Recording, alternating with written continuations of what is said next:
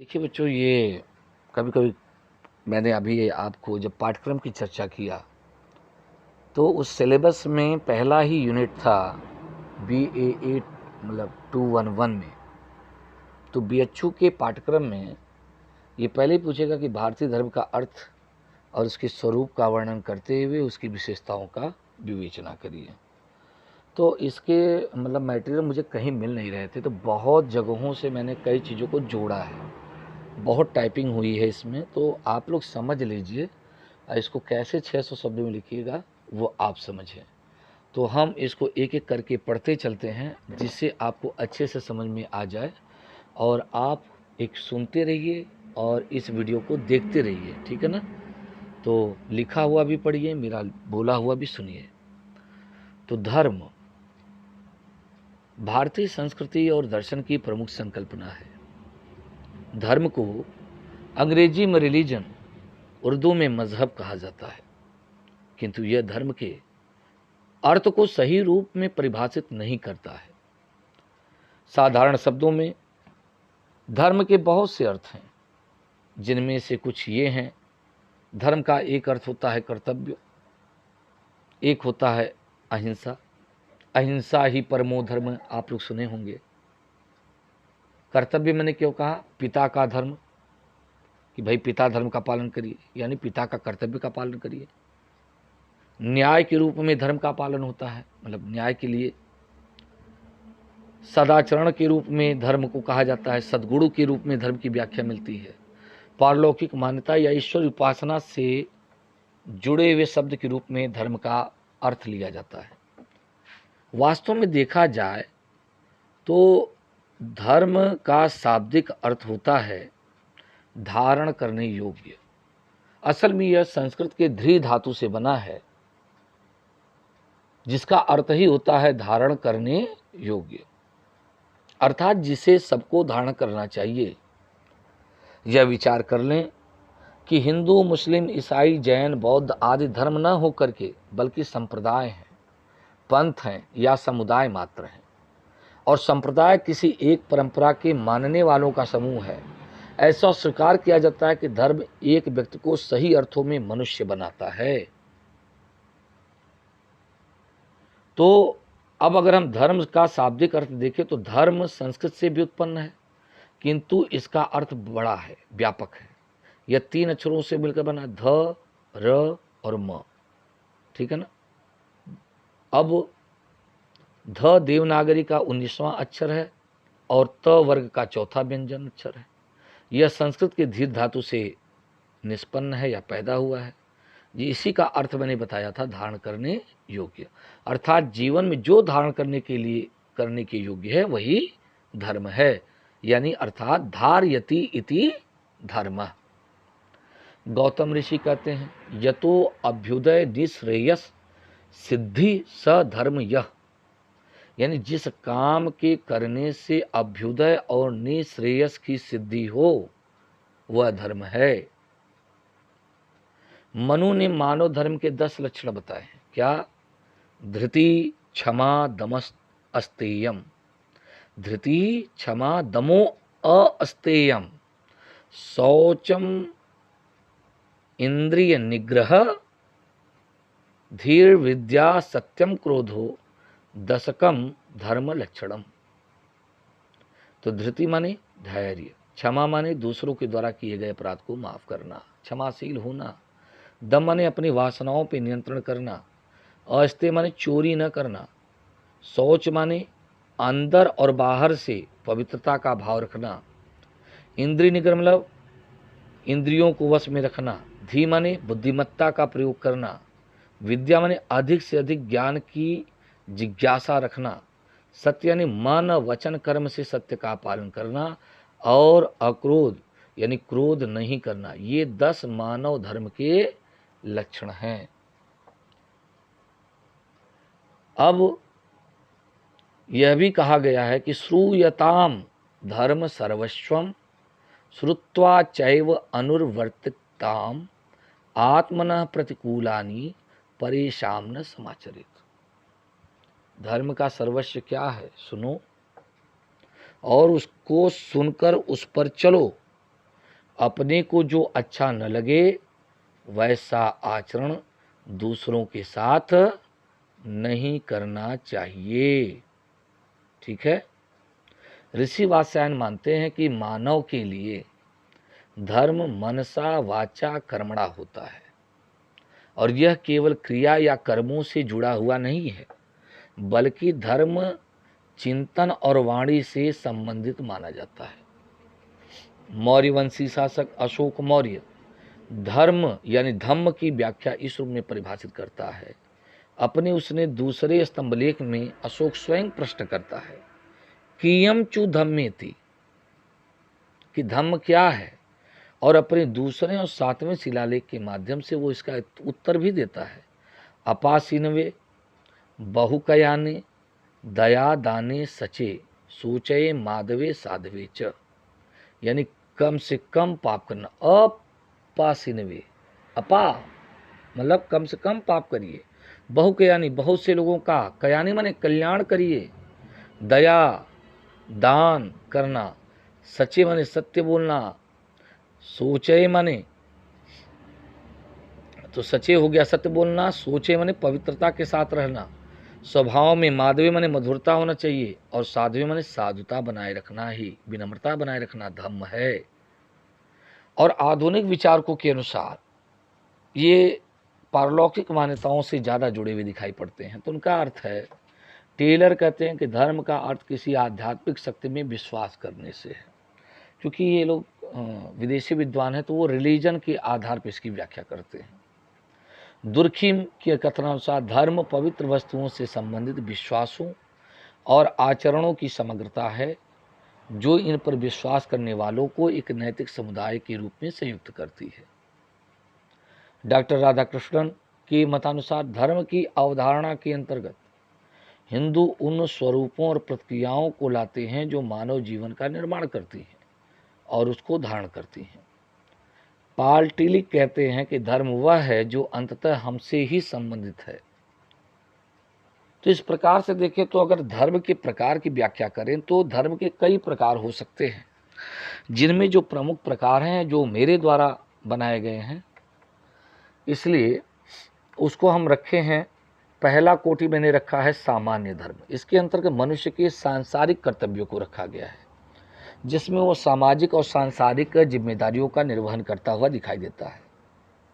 और यह सामान्य धर्म वह है जो एक मनुष्य को परिवार, समाज और देश के प्रति उसकी जिम्मेदारियों का पालन करने के लिए प्रेरित करता है। जैसे पिता धर्म, पिता के रूप में कर्तव्य, पुत्र धर्म, पुत्र के रूप में कर्तव्य। ठीक है ना। कुछ सामाजिक धर्म है, कुछ देश के धर्म हैं जो संविधान के अंतर्गत उस धर्म का पालन लोग करते हैं।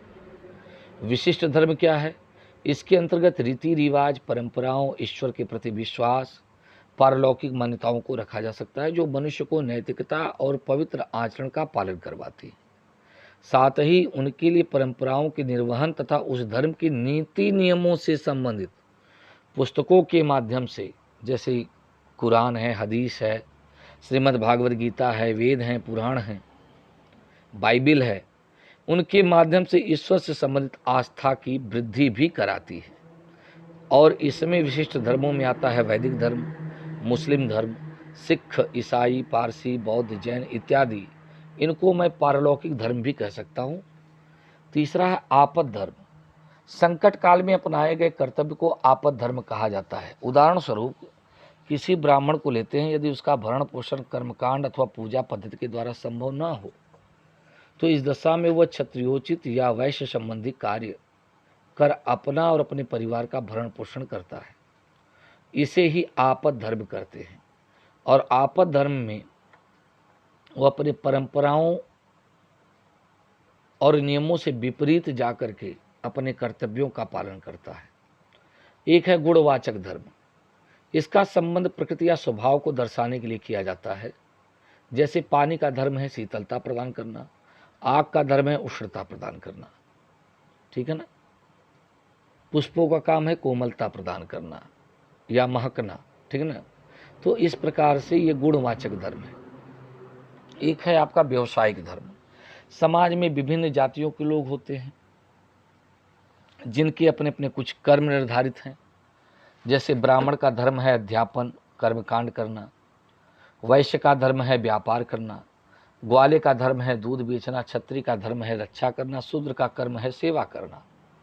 तो जो उनके व्यवसायिक धर्म यानी कर्तव्य को प्रकट करता है। तो ये हो गए धर्म के प्रकार। अब हम बात करेंगे धर्म की विशेषता और उसकी व्याख्या। तो पहला तो विशेषता है कि धर्म में लोक कल्याण की भावना निहित होती है। तो धर्म में लोक कल्याण की भावना निहित होती है। मनु के अनुसार जो व्यक्ति धर्म का सम्मान करता है, धर्म उस व्यक्ति की सदैव रक्षा करता है। धर्म के मार्ग पर चलकर व्यक्ति संसार में तथा परलोक में शांति प्राप्त कर सकता है।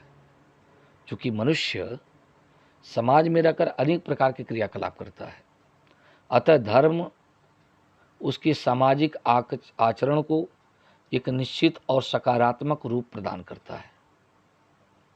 धर्म आदमी को पशुता से मानवता की ओर प्रेरित करता है, यानी असभ्यता से सभ्यता की ओर ले जाता है। अनुशासन के अनुसार चलना ही धर्म है। देखिए, धर्म वह है जिससे ब्रह्मचर्य आश्रम में गुरु के सानिध्य में सीखा जा सकता है। अतः गुरु के समीप रह करके वह अनुशासन संबंधी पाठ पढ़ता है, इसलिए अनुशासन के अनुसार चलना ही धर्म कहलाएगा। कारण यह है कि अनुशासन ही मर्यादा और कर्तव्य के मध्य संतुलन लाता है। ठीक है, थोड़ा सा गड़बड़ है, इसको सही कर देते हैं। कारण यह है कि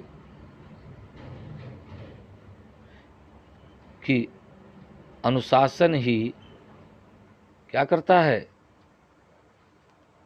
मर्यादा और कर्तव्य के बीच में संतुलन लाने का प्रयास करता है, जिससे मनुष्य एक व्यवस्थित सामाजिक जीवन को प्राप्त होता है और समाज में उत्पन्न होने वाली कुरीतियों पर नियंत्रण स्थापित करता है। तो जो अनुशासन में रहेगा उसे पता होगा कि पिता क्या है, पति क्या है, भाई का धर्म क्या है। अन्यथा अगर उस अनुशासन को नहीं समझेगा तो कभी भी वो मर्यादा का उल्लंघन कर सकता है या वो मर्यादा को पार कर सकता है। जीवन में संयम बोध का ज्ञान होना। तो धर्म का अर्थ है जीवन में संयम बोध का ज्ञान होना। बिना जीवन में संयम और अनुशासन के मनुष्य सही प्रकार से अर्थ और सामाजिक निर्वहन करने में असफल रहता है। अर्थ माने धन प्राप्त करने में। अतः धर्मानुकूल आचरण का ज्ञान प्राप्त करना ही प्रथम पुरुषार्थ धर्म कहलाता है।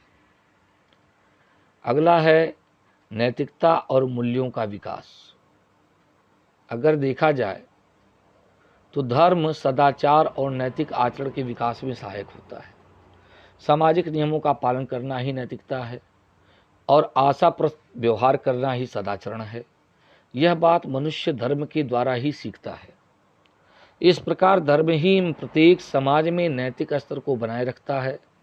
नैतिक मूल्यों का पालन करना ही धर्म है, या धर्म वह पवित्र अनुष्ठान है जिससे चेतना का शुद्धिकरण होता है। इस प्रकार धर्म वह तत्व है जिसके पालन से व्यक्ति अपने जीवन को एक लक्ष्य देता है और यह मनुष्य में मानवीय गुणों के विकास को समृद्ध बनाने का प्रयास करता है। इस प्रकार से धर्म हमें नैतिकता से जुड़े हुए कर्तव्यों का पालन करवाता है। अगला है धर्मानुकूल आजीविका के लिए प्रेरित करना।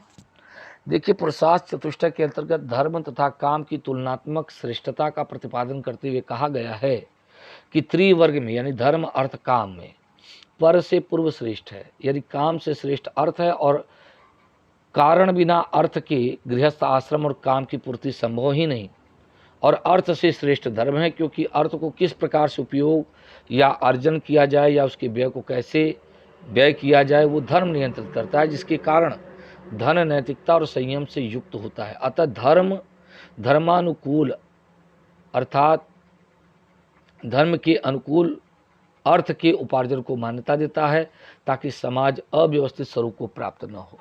तो धर्म के सामाजिक महत्व अथवा धर्म की भूमिका को निम्न प्रकार से हम व्यक्त कर सकते हैं।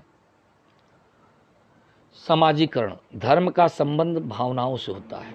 इस दृष्टि से धर्म मनुष्य में सहिष्णुता, दया, धर्म, स्नेह, सेवा आदि सामाजिक गुणों को विकसित करता है। इसके परिणाम स्वरूप समाज की व्यवस्था में शक्ति और क्षमता का विकास होता है।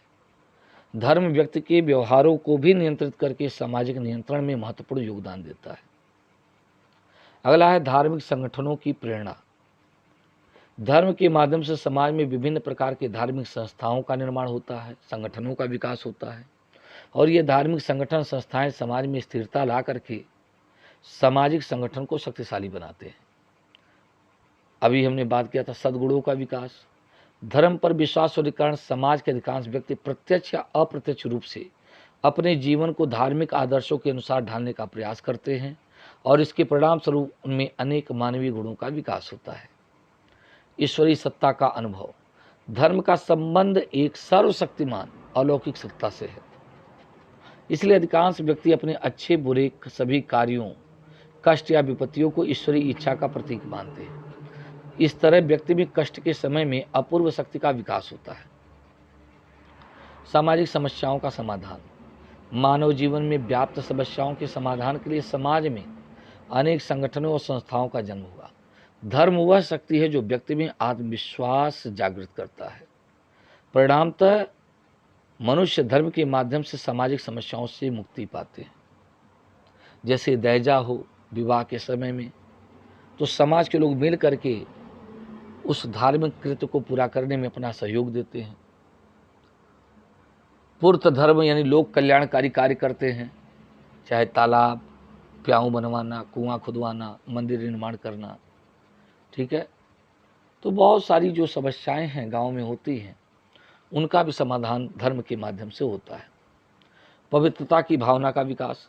देखिए, धर्म का मौलिक कार्य है व्यक्तिगत तथा सामाजिक जीवन में पवित्रता की भावना का विकास करना और अपवित्र व भ्रष्ट कार्यों पर रोक लगाना। तो धार्मिक दृष्टि से समाज में सिर्फ वे ही कार्य किए जाते हैं जो शुद्ध और पवित्र समझे जाते हैं। फलस्वरूप सामाजिक विघटन पर यह रोक लगाती है। धर्म समाज का आधार है। देखिए, धर्म का आधार अलौकिक शक्तियों में विश्वास होने के कारण मनुष्य आदर्शों और मूल्यों की उपेक्षा नहीं करते हैं।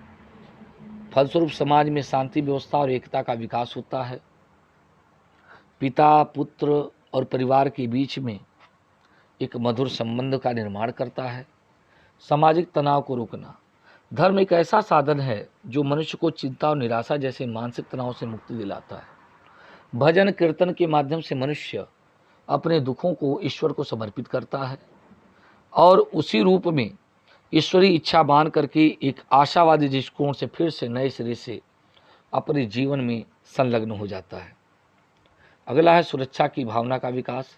देखिए, धर्म के माध्यम से व्यक्ति में सुरक्षा की भावना का विकास होता है। धर्म ऐसा विश्वास किया जाता है कि जो व्यक्ति से परे भी कोई शक्ति है जो व्यक्ति को संकट से मुक्ति दिला सकती है। तो निराशावाद में भी आशा की किरण देता है। ये इस तरह की भावना से व्यक्ति को सुरक्षा का अनुभव करते हैं कि ये समय जो मेरा बुरा चल रहा है वह आगे कहीं न कहीं क्या है, नष्ट हो जाएगा या कट जाएगा। अतः हम यह कह सकते हैं कि धर्म एक जीवन शैली है और धर्म की संकल्पना का किसी पंथ, संप्रदाय, विचारधारा, आस्था, मतांतर, परंपरा, आराधना पद्धति, आध्यात्मिक दर्शन या किसी विशिष्ट संकल्पित मोक्ष मार्ग या रहन सहन की रीति नीति से कोई लेना देना नहीं है, बल्कि रिलीजन या मजहब शब्द से हो सकता है। यह शब्द तो बाद में आई विभिन्न मतों, संप्रदायों, आस्थाओं और स्थापनाओं को परिभाषित करने में जटिल और ऋण होता गया। अतः सत्य ही धर्म है और धर्म ही सत्य है। यदि इसके अर्थ को सही तरीके से समझ गया जाए तो यह गलत अवधारणा को प्रस्तुत करने लगता है। यह सही तरीके से नहीं समझा गया तो यह गलत अवधारणा को प्रस्तुत करने लगता है। इस प्रकार धर्म में नैतिकता से जुड़े कर्तव्यों का पालन करवाता है। तो बच्चों, ये मुझे उम्मीद है कि ये क्लास थोड़ी सी लंबी लगी होगी, लेकिन अगर आप भी इसको पूरा सुनोगे तो आपको भी अच्छा लगेगा और इसमें कुछ ऐसी बातें हैं जो आपको जीवन जीने में मदद करेंगी। तो मुझे उम्मीद है कि आज का ये पहला क्लास जो है फर्स्ट पेपर का आपको समझ में आया होगा। तो हम मिलते हैं नेक्स्ट क्लास में, लेकिन थोड़ा कुछ दिन के बाद, क्योंकि अभी मैं BA 3rd ईयर वालों का हेल्प कर रहा हूँ। ठीक है, ओके बच्चों, आशीर्वाद।